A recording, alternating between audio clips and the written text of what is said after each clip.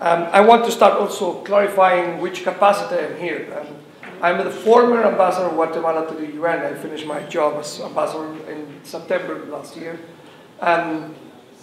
So I'm not here as ambassador to the UN, just to clarify that point. Also, I'm not here representing the government of Guatemala, in spite of having been 2 times minister of Guatemala. I'm not here representing my government. I'm not here representing the UN agencies, either UNDP or whatever agency. I'm here on my personal capacity, individual capacity, and as a fellow citizen of you in the global world, okay, who has knowledge and understanding of the challenges of our countries, let's put it this way, those countries who are still striving to find a way of building, on the one hand, of course, progress and shared prosperity for all, and also political stability in the long term for our citizens, peace and inclusive societies, as it is said in Goal 16 of the SDGs. So as a country that has also the same challenges as you, and I always say that no matter we are separated by 12,000 kilometers of distance, and traveling from Bangladesh to Guatemala will take you almost 40 hours to get there, and no matter how distant we are geographically, we are part of this same world, same planet. And the challenges we have, exactly the same.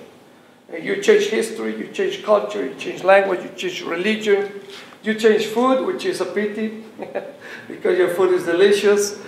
You change many things, and at the end of the day, we are just human beings living in this planet. And the more we understand the globalized world we live, we understand our shared responsibilities as citizens of this world, of this planet. Okay?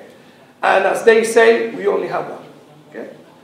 Maybe in future generations, they will have more than one planet, but in this generation, for sure, we only have this planet, and we need to preserve it for all, for us and for our grandchildren, for the next generations. So no matter how far I'm coming, same type of challenges, same planet, same shared responsibility. And I want to start by saying these words because sometimes, because of the distance, we believe they are so different, so many differences, we are completely separated. When one works at the UN, and particularly as Minister of Foreign Affairs, you have to travel a lot and do many things as Minister of Foreign Affairs, but particularly when you work in the General Assembly of the UN with all the 193 member states represented there, you realize also that everything that I'm saying becomes so obvious. You know? In no more than 1 month after being the ambassador of Guatemala to the UN in 2014, I became very good friends with your ambassador, the ambassador of Bangladesh. And not just because he was a delightful gentleman, but also because we have so many ideas in common and so many common problems that it is so obvious that we're trying to live in the same planet and try to survive. I'm going to explain to you, or I'm going to share with you information that may be valuable or not. That depends on your own reality and your perception of things. But information that has been gathered by me over the course of years of the negotiation of the 2030 agenda, or global agenda, or if you want to call it the SDGs. Okay? First, I want to speak a little bit on the geopolitics of the process. So, for those of you who work more on the political side, we will be more delighted with this side, because I'm going to talk very much on the geopolitics. Then I'm going to explain a little bit more on the vision of the agenda. I think here, distinguished presenter has already explained very well all the elements of the agenda. But I want to tell you the story of the vision. What's the vision behind the agenda? And what we want to achieve in terms of a vision for the planet. Okay? Then I'm going to talk about the financing, or as I normally say, who pays the bill? Okay? There's a bill, we have to pay for the bill. And what's the shared responsibility we have regarding the financing. And finally, I'm going to speak a little bit on partnerships and new alliances that we need to build in order to achieve this. I may say at the very last minute some comments on the transition between low-income to middle-income countries, on some observations for a country like myself, my country, Guatemala, that we lived this process over the last 4 years. We are already a very much stable middle-income country, but no more than 25 years ago we were still a low-income country, and we need to move from there. And maybe there are some ideas, again, based on my own experience that may be useful for you to consider. So let me start very quickly with the geopolitics part. It is important to recognize that the Agenda 2030, this agenda we are just listening to before, has strong ownership by UN member states. And I must say that this is a major difference with the MDGs design.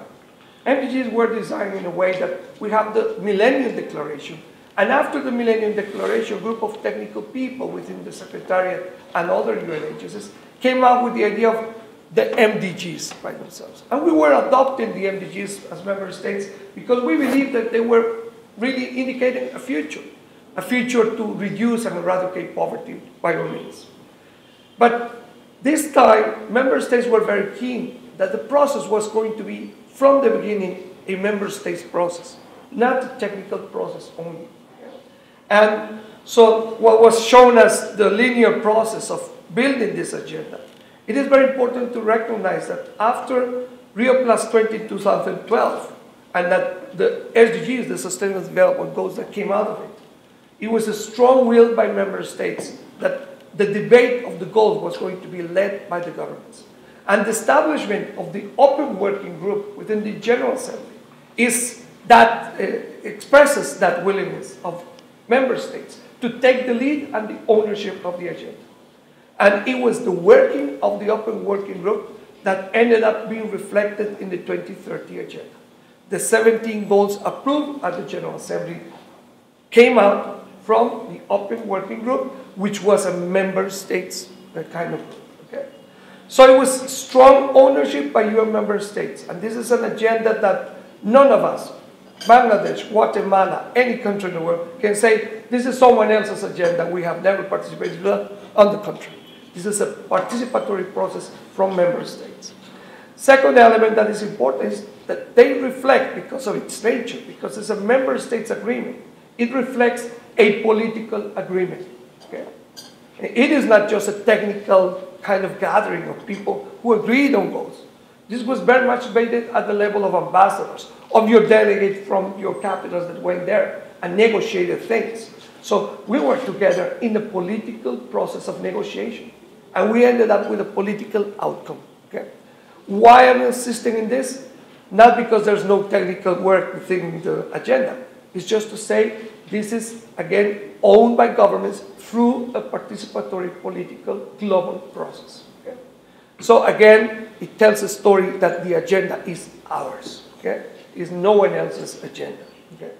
And lastly, and very important for countries like Bangladesh or Guatemala, this was a process where developing countries got together very strongly in the negotiation. We have our G77 plus China group negotiating very strongly on elements. Bangladesh played an important, very important role in this, very active role, and many elements of the Bangladeshi proposal, as was expressed before, was taken into consideration by the G77 group. We all embraced the same elements. So South was very much present in this agenda. This is not an agenda that the North tells the South what to do. Okay?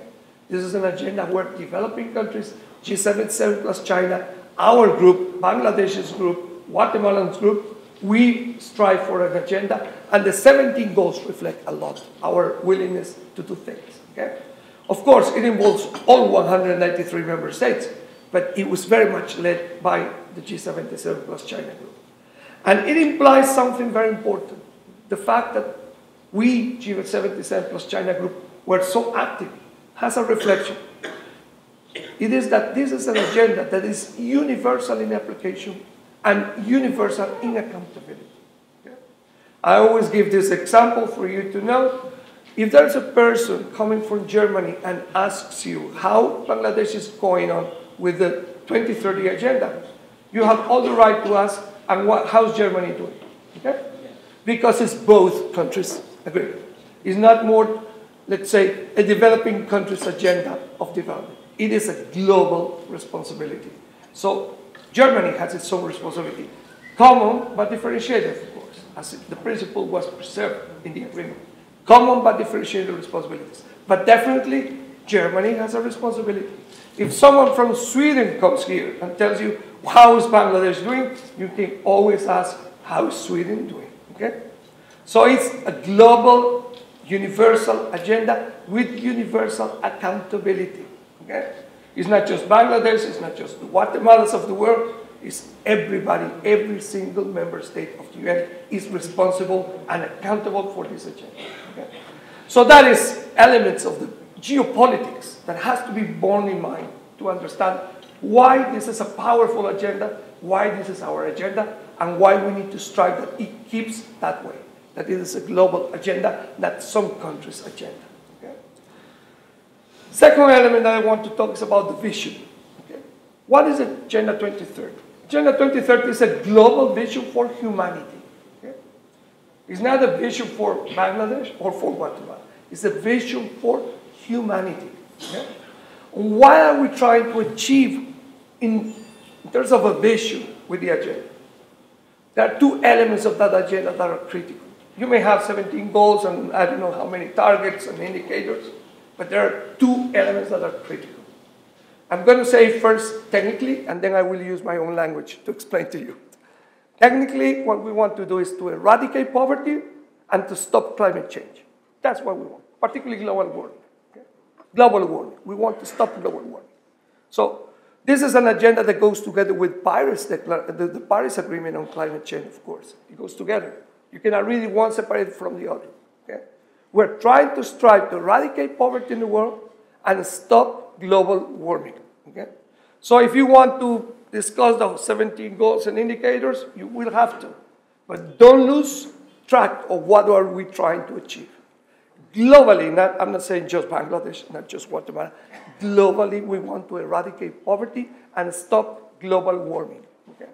Those are the elements that we are behind the agenda. Okay?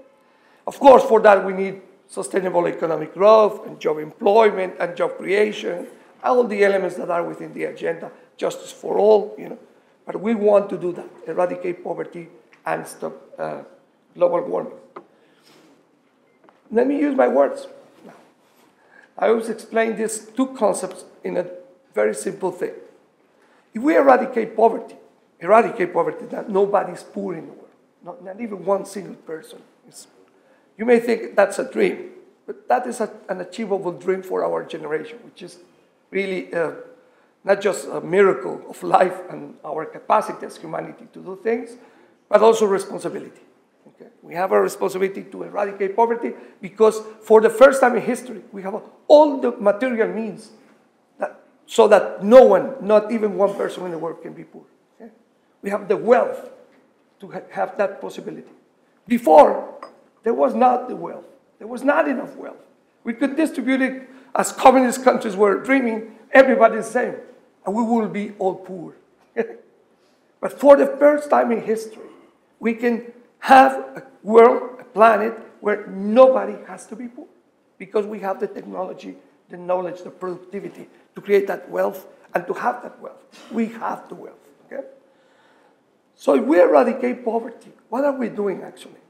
We are creating a global middle class. That is what we're doing. Okay? When you take someone out of poverty, you just transform that person into middle class.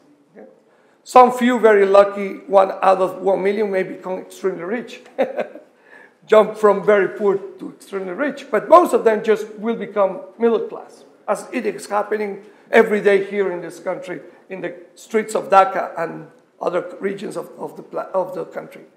You are transforming people who are moving from poverty situation into middle class. Okay?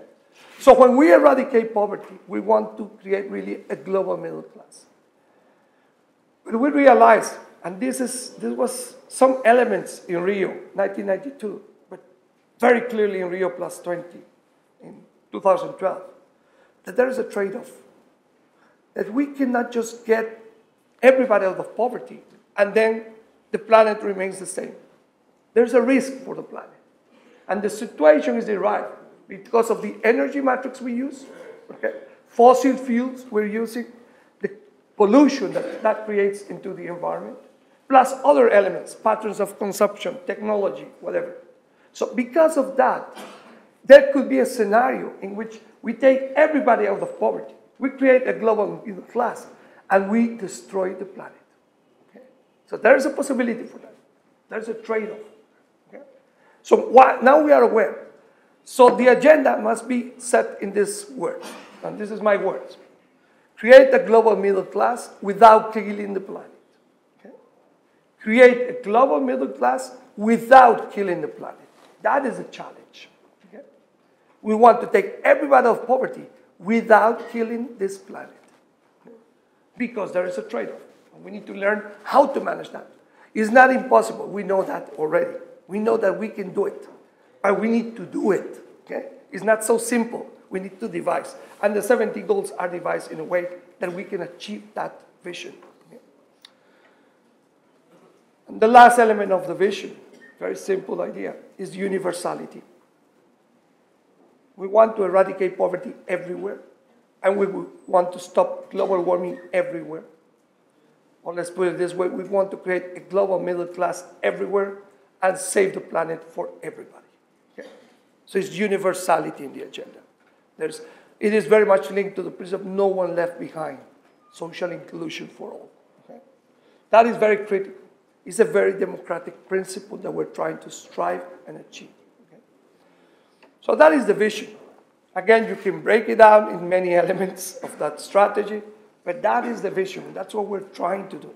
And if you want to read it within your own context, I would say Guatemala context, Bangladesh context, we want to create a global middle class in our countries without killing our environment. Okay? The place we live, okay? The place we share.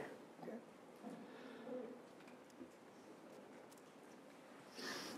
Let me talk very little on the programmatic implications of this agenda.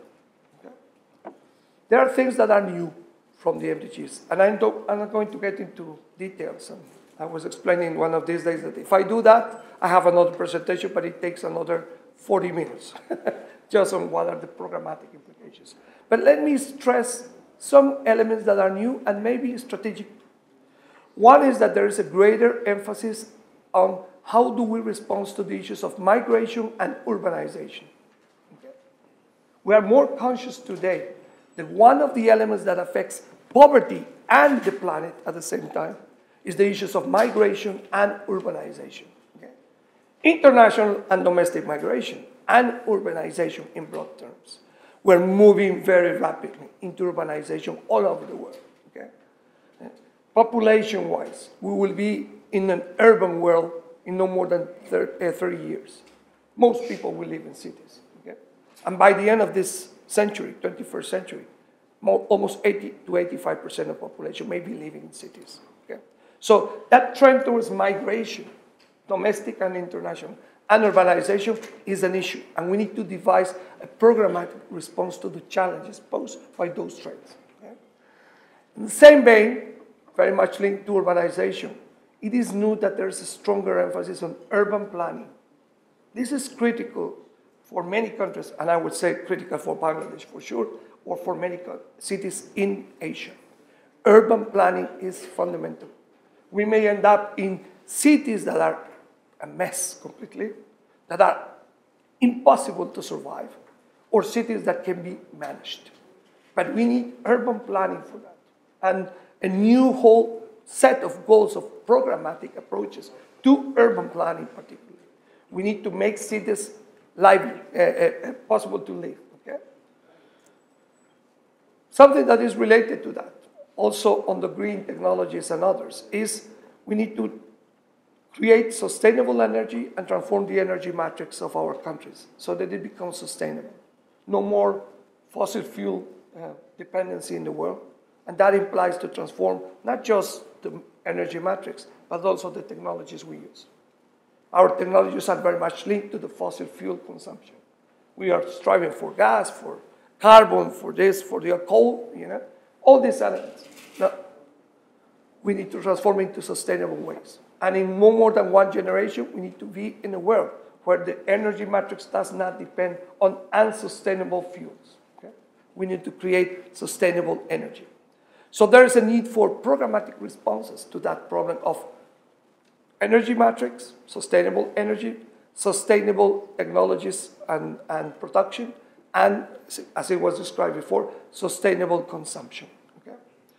And finally, a new element of the agenda that was not on the MDGs, and it's prominent and very important, was mentioned as Goal 16, is the question of building peaceful and inclusive societies, and particularly justice for all. The debate about justice for all is a very important debate. We're used to discuss the issues of education for all, health for all, okay? The universality in the access to services, water and sanitation for all, housing for all, okay? But justice is, as any other elements, a component of building a country, a world that doesn't have poverty, okay? That eradicates poverty. And this is very much based on some countries' experiences. If you go to Brazil, for example, the large experience of Brazilian poverty eradication is based on the concept of extending justice services to all, okay? So that poor people and discriminated people, and particularly in many cases, even people who were affected by violence in communities, particularly women, have access to justice. And that access to justice is transformed into a developmental tool, okay? So justice for all is not a judiciary problem, okay? It's a developmental problem. And we need to assume that justice is today a developmental challenge, not just a challenge for the judiciary branch of the government. Okay? So this is completely new approaches. These are things that we haven't thought before. We didn't have them. Maybe as governments we had it, but not as a global vision. We didn't have it. Who pays the bill? I move into the financing. I was very much involved in the negotiations of Addis, the third conference on financing for development. Addis had many frustrations for many of us, but some of the outcomes were positive. And one of the elements that is very important, that was already in Monterrey in 2002, but was very much strengthened in Addis, was the idea that domestic resource mobilization is the backbone of financing for development. Okay? The backbone is that one. And let me put it this way. The major donor of any country is always the country itself. Okay? There's no such a thing as a country that develops based on someone other country's monies. You are always the country that invests more in its people. It's always the country itself that does that. So the idea is that that backbone of financing for development has to be strengthened.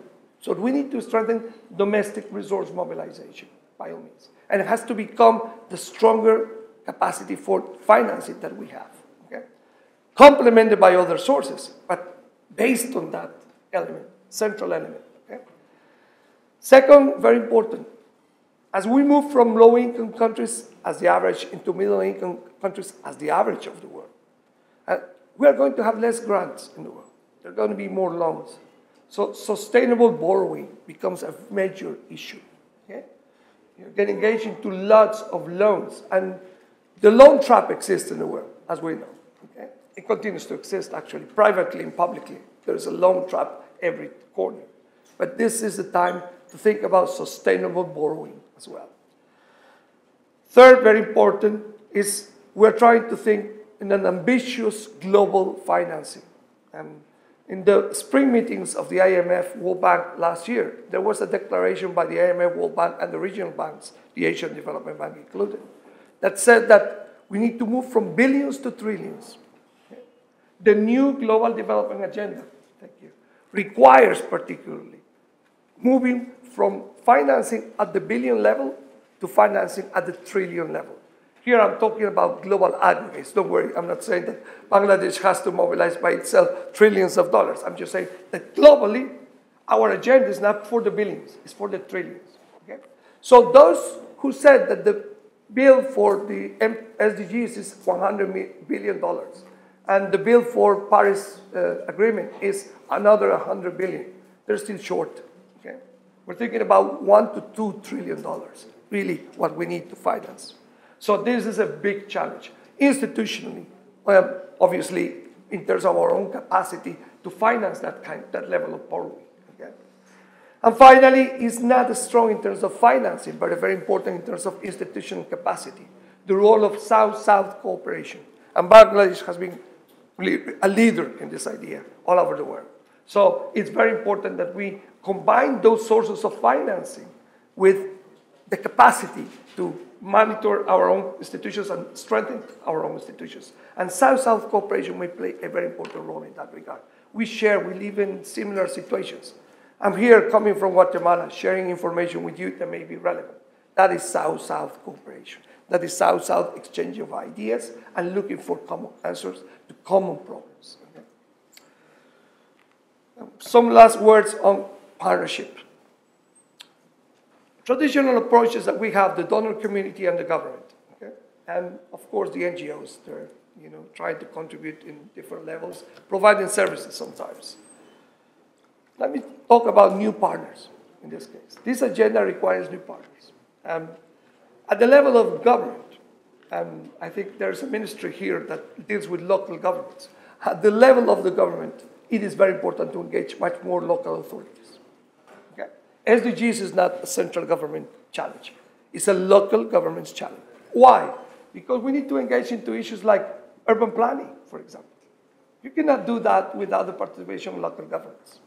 You need to engage into sustainable production and consumption and energy matrices. Some of those are at the level of the local. Some of the elements of extending the agenda are at the level of the local government's authority and responsibility. So local authorities, critical. Whatever subnational levels you have of governments is a critical factor for the success of the agenda. Second element of partnership is private sector and the business community. Okay? We used to think of them like paying taxes and financing development on the one hand, or being good friends and have what is called corporate social responsibility programs. Okay? But not anymore. Why? Because we cannot move in the agenda of transforming the energy matrix and technologies at the same time without the full participation of the private sector. We cannot transform consumption patterns in the world without the full participation of the private sector. So the private sector is not anymore just a financer of the strategies. It plays a role, a critical role, an active role in the process of implementing the agenda.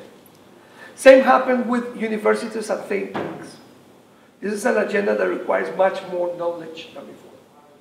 We used to have some basic knowledge for the basic goals of the SDGs. We have more complexity in the new goals, technical complexity in the new goals. Well, that requires knowledge and technological transformation. Universities, think tanks, technological centers are fundamental for the new agenda. And lastly, social awareness and participation. Okay? This is an agenda that calls for active citizens' engagement. It's not just the government that is going to do it. We need citizens to know that they have a responsibility towards the planet and towards also improving their own livelihoods. And we need also the engagement of the media in terms of social awareness of this. So before we started with the SDGs with the issues of social awareness and communication campaigns, but it's very important now to have active participation of citizens.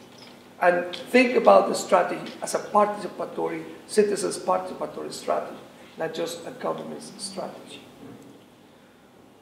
Okay, I'm going to close with 3 comments on what are the challenges, institutional challenges we have, okay, in implementing the agenda.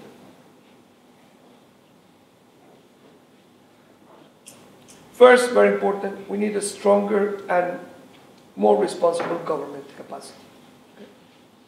Okay? This is important because for many, many decades, even within the developing community and up to a certain point, there was some neglect about the role of the state in development. Today, we don't have any questions about it. It's fundamental, the role of the state. So we need greater national capacity, institutional capacity, greater national responsibility. I saw the goals that you already have in your 7th five-year plan. I found it very useful in this regard. And greater accountability to society. All the reporting you have done is important for society to know that you are making progress or not, that there are challenges ahead or not. But there's a need for greater national capacity, institutional capacity, greater responsibility, and greater accountability to society. Second, it is very important that we have a new dialogue with the donor community, those countries that continue to be generous and transform their taxpayers' money into some kind of aid to countries, okay? Either through loans or grants, it doesn't matter, that provide that kind of aid. And the first thing, that new dialogue has to start from the universal accountability principle. We have a shared responsibility. So it's not like they're coming to help us. We're working together, let's say in Bangladesh, to respond to a global challenge, okay? To global challenges. And so the dialogue is about equal partners, not more about traditional supply and demand roles in donor community, with the donor community. So that equal partners mentality, that shared and universal accountability that we have is very critical. So the dialogue has to be more on equal terms, but on a shared responsibility grounds. You cannot just come and say, we are sovereign and you cannot tell us something. We have a shared responsibility. So sovereignty is important as usual, as normal, but has to be a dialogue about equal partners in building something that is good, not just for Bangladesh, but for the whole world, for the whole planet. Okay? Second element that is important on the new dialogue with the donor community is a greater emphasis on donor cooperation in strengthening public policy effectiveness. Okay? And I think all the elements you have here in your strategy are also very relevant in this regard. And the last element of the new dialogue with donors, there's going to be increasingly, for a country like Bangladesh, moving from low income to middle income, less financial dependency from donors. On the one hand, because your financial needs grow, and your economy grows, fine, and fortunately. Donor community cannot cope with that. It doesn't work that way. So at a certain point, you have more demands, and there will be less a big player in your financing in the long run. Okay? But the fact that there is less dependency on them does not mean that you cannot have further cooperation in financing. In which sense? It is very important that donors now, knowing that their monies are going to be less and less relevant for the country, even if they keep the same level of contributions, the amount of money will be reduced as a proportion to the total economy and the total needs, development needs of the country. Even if that is the case, there is a possibility of greater cooperation on how to strengthen domestic revenue. Because something that we, middle-income countries, and let me include Bangladesh into that group as well, we don't know is how to strengthen our domestic revenue. I know that here, I gave in my card the chairman of the National Board of Revenue, very critical role, okay? Very critical role, because in the long run, we need cooperation. And high-income countries, they have a lot of expertise on taxation and other issues related to domestic revenue. And that is a cooperation we need very strongly.